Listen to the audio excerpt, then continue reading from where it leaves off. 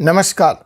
Force is supreme law partners के इस नए कानूनी एपिसोड में एक और नए मुद्दे के साथ, एक और नए कानूनी विषय के साथ मैं आपके बीच पुनः हाजिर हूं, doctor Ajay Kumar Pandey, advocate supreme court of India. जी हाँ जनाब, यह ताज़ा तरीन मामला और कहीं का नहीं, महाराष्ट्र की वर्तमान राजनीतिक क्राइसिस है। आइए कानून की नज़र से इस राजनीतिक दाव पेंच के खेल को हम समझने की कोशिश करते हैं कि इसमें कानून किसके साथ खड़ा है, एकनाथ शिंदे कैंप के साथ या उद्धव ठाकरे के साथ।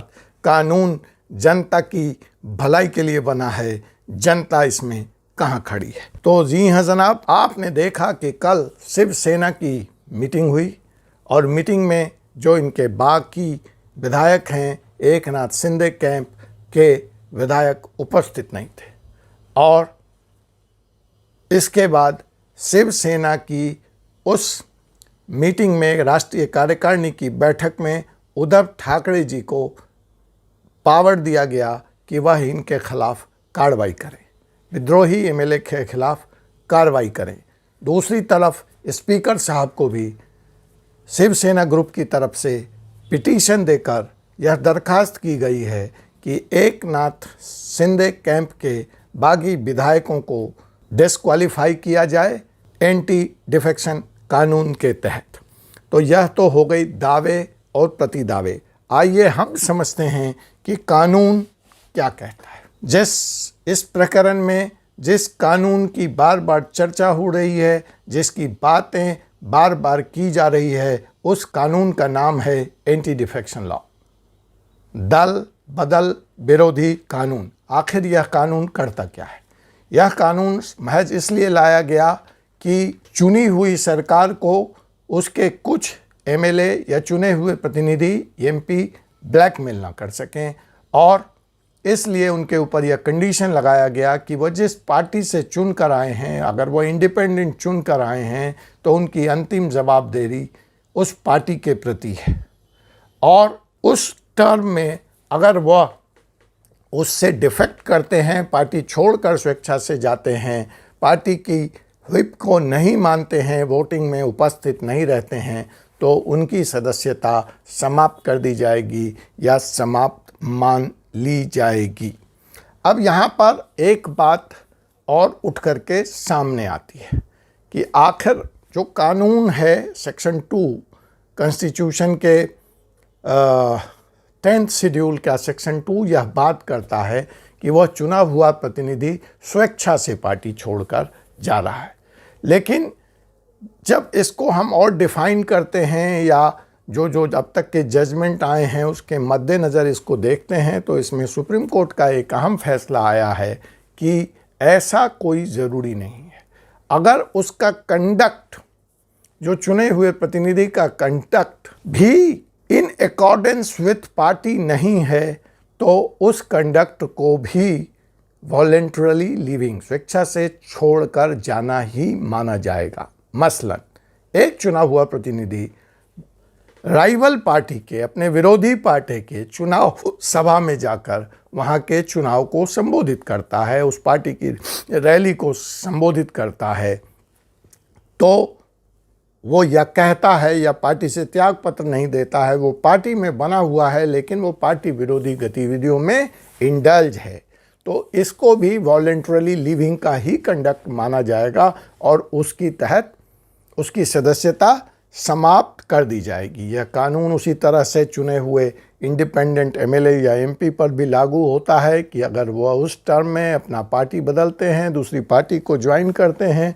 तो उनकी भी सदस्यता समाप्त हो जाएगी। हाँ, इस पे एक्सेप्शन है, 2 एक्सेप्शन है कि अगर जिस पार्टी के वो सदस्य हैं उस पार्टी के 2/3 सदस्य आपस में मिलकर यह तय करते हैं कि वह किसी दूसरी पार्टी को ज्वाइन करेंगे, तो यह कानून उनके ऊपर लागू नहीं होता है।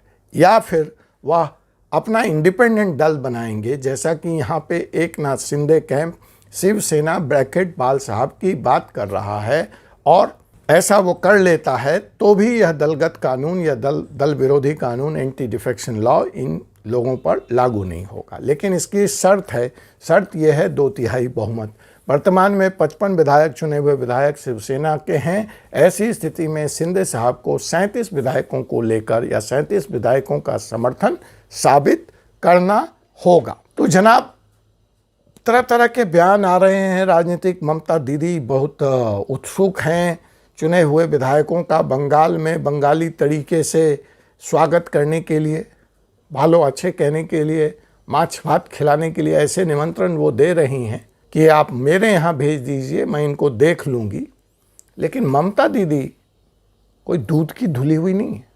तब उन्होंने स्वागत क्यों नहीं किया था जब बस थोड़े ही दिन पहले पिछले साल कोविड के दरमियान मेघालय में उन्होंने कांग्रेस को तोड़ दिया।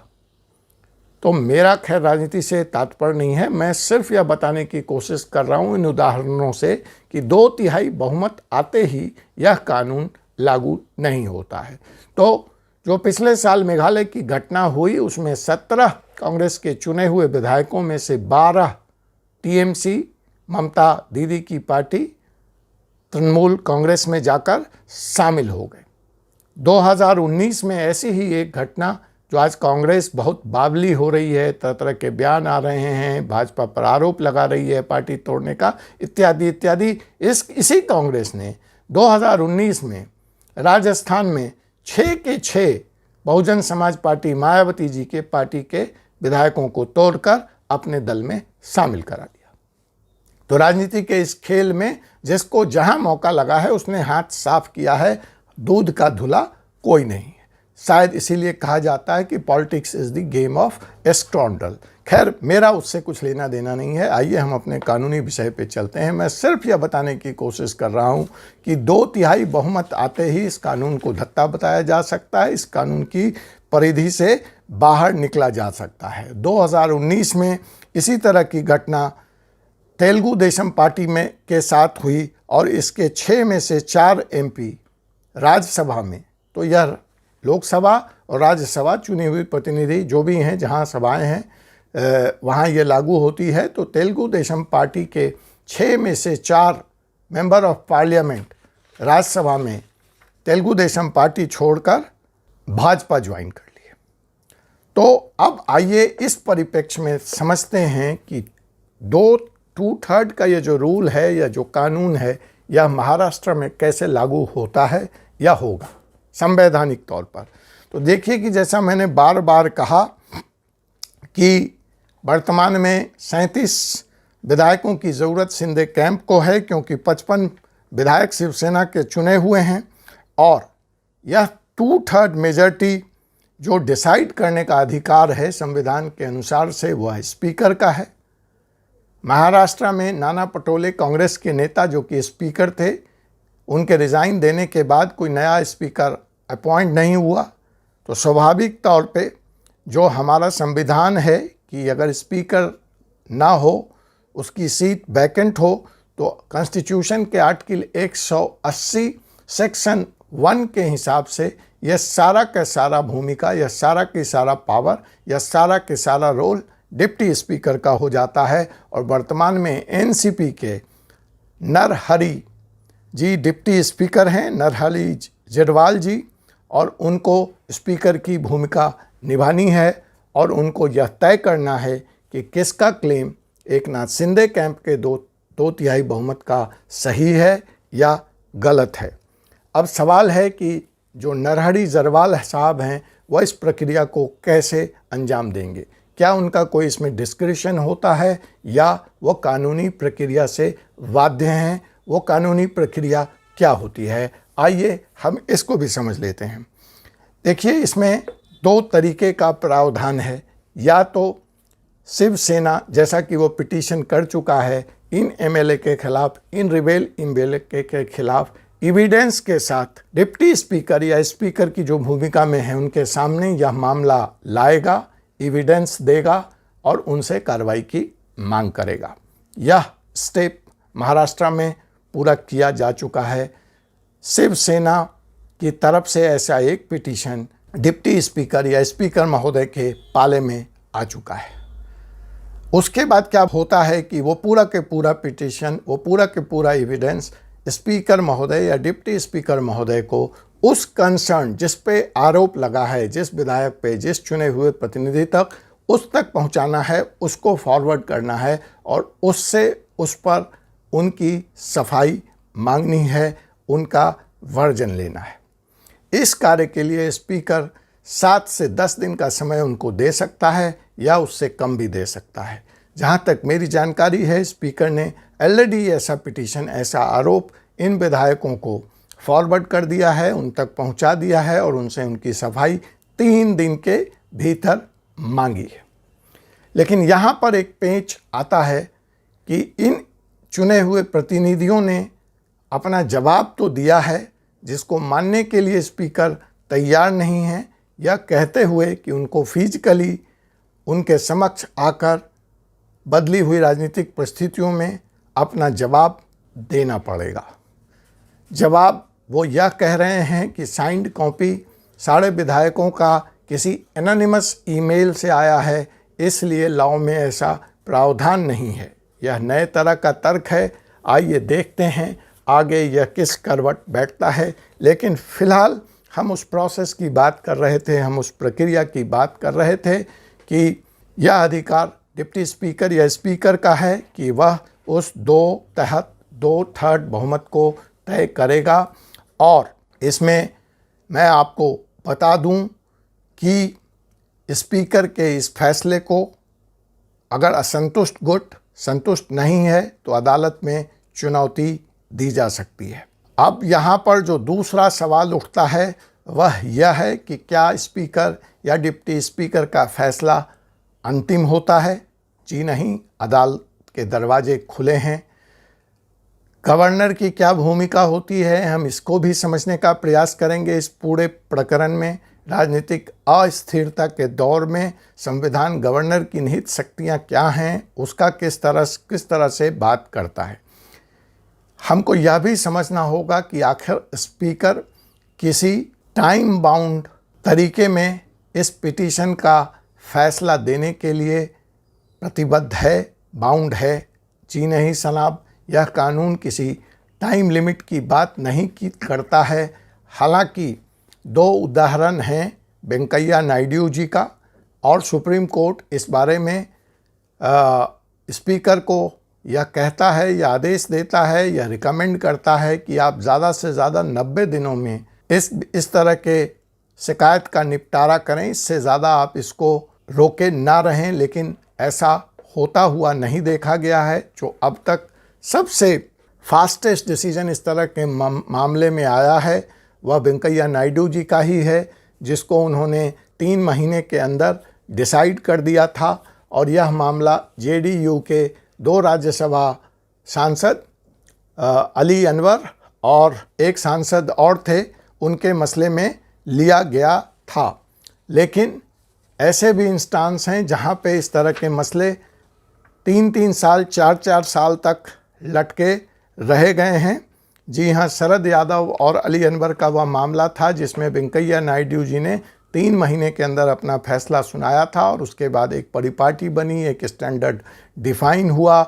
और ऐसी अपेक्षा स्पीकर महोदय से रखी जाती है कि इस तरह के मामलों का निपटारा वो 90 दिन के भीतर करेंगे। और सुप्रीम कोर्ट भी ऐसे ही रिकमेंडेशंस स्पीकर के लिए बात करता है। लेकिन जैसा कि मैंने कहा कि राज्य के स्तर पर ऐसा होता नहीं है, और इसका उदाहरण सबसे बड़ा मणिपुर का है, जहां पे कि एक कांग्रेस के मंत्री, तो वो बाद में बने, कांग्रेस के चुने हुए प्रतिनिधि ने भाजपा ज्वाइन कर लिया, वो उनको भाजपा ने उस राज्य में मणिपुर में मंत्री भी बना दिया, और एंटी डिफेक्शन की उनकी पिटीशन कांग्रेस के द्वारा स्पीकर के पास लंबित रही, 3 साल तक लंबित रही। फिर फाइनली सुप्रीम कोर्ट ने अपने एक्स्ट्रा ऑर्डिनरी पावर का इस्तेमाल करते हुए उनको डिस्क्वालीफाई घोषित कर दिया। बट इसकी संभावना फ़िलहाल महाराष्ट्र में देखने को फ़िलहाल तो नहीं मिल रही है। आगे क्या होता है हम आपको इस एपिसोड के जरिए बताते रहेंगे।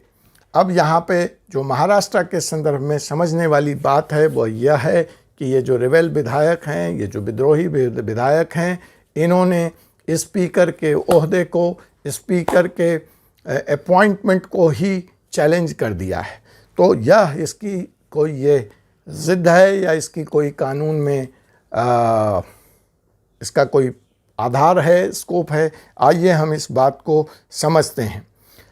तो जैसा कि मैंने कहा कि स्पीकर अपने स्वविवेक के आधार पर और अपना टाइम लेकर के इसका फैसला कर सकते हैं, लेकिन इसकी कोई समय सीमा नहीं है। मैंने आपको बताया, और इसका ताज़ा तरीन उदाहरण है झारखंड के विधायक बाबूलाल मरांडी का और बंगाल में मुकुल राय का, जो आज भी स्पीकर के फैसले दिए जाने के बावजूद कोर्ट में प्रोसीडिंग्स अटका पड़ा है, लंबित है। तो कोई ज़रूरी नहीं है कि स्पीकर अगर इन विधायकों को रिबेल या अयोग्य घोषित कर दें तो यह अंतिम फैसला होगा, यह मान लिया जाएगा या यह विधायक इसको कोर्ट में चुनौती नहीं देंगे।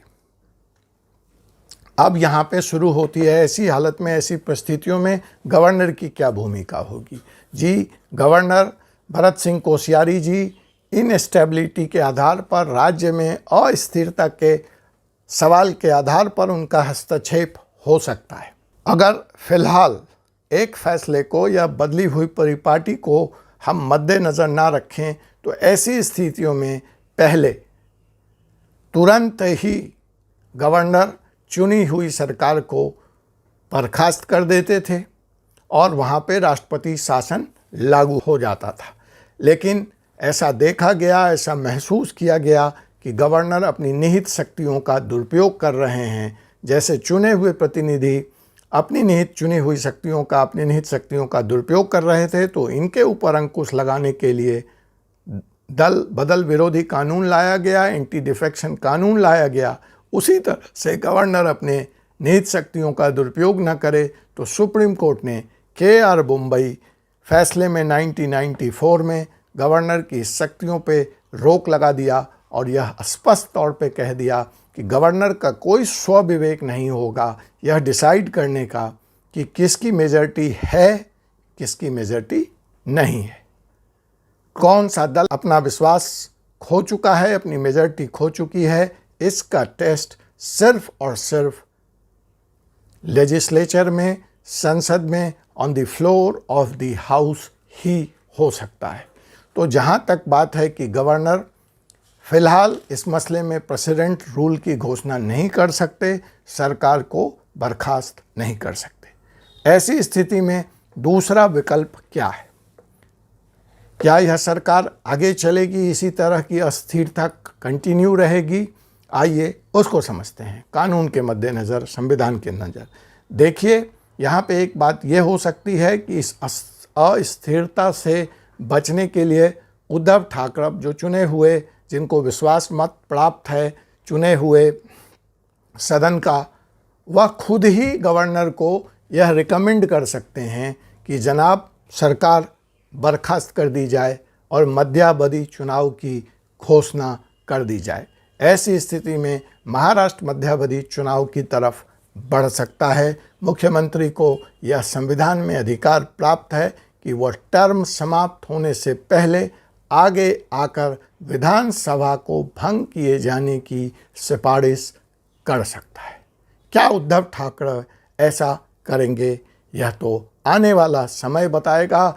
इसको जानने के लिए आपने अब तक फोर्सेस सुप्रीम लॉ पार्टनर को सब्सक्राइब नहीं किया है तो सब्सक्राइब कर लें, बेल आइकन बटन को दबा लें ताकि आपको ताज़ा तरीन जानकारी मिलती जाए।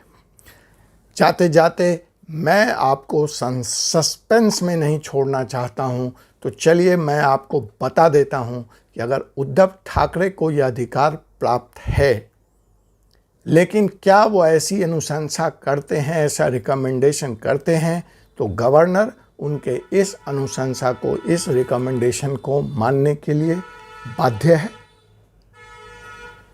जनाब, गवर्नर का यहाँ पे स्वविवेक आ जाएगा।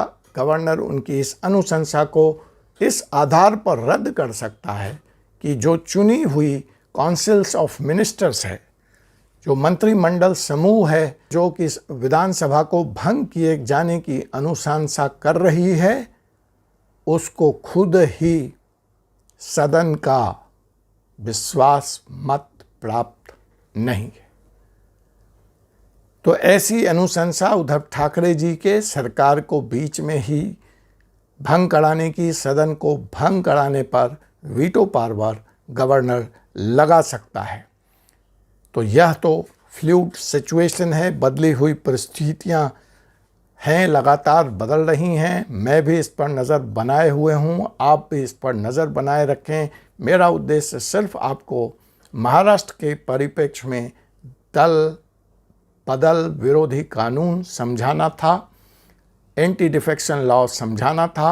आपको यह एपिसोड कैसा लगा मुझे कमेंट में ज़रूर बताएं। आपका कोई सवाल हो तो मुझे आप उससे भी रूबरू करें, मैं उसका जवाब लेकर आने को बाध्य हूँ, लेकर आने का पूरा प्रयास करूँगा।